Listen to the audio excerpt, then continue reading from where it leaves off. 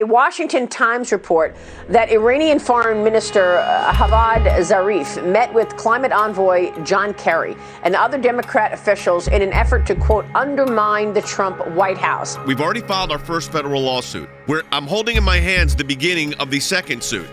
This is against the State Department because we want to find out what was going on with John Kerry and Robert Malley as they were trying to negotiate with the Iranians while the Trump administration was fully functioning. It's sad that Secretary Kerry is so unable to get off the stage at any point that he had to go try and undermine what President Trump and our team were trying to do. Working with an adversary, undermining U.S.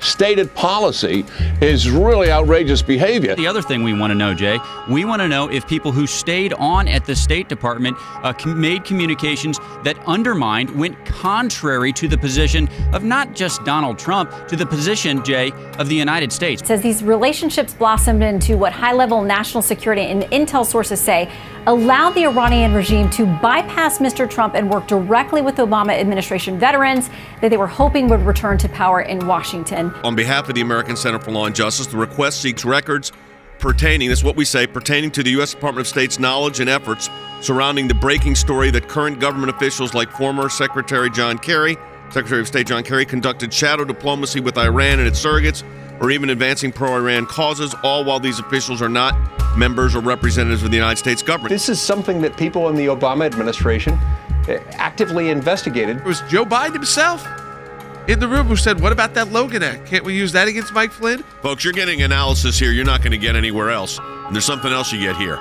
Not just analysis.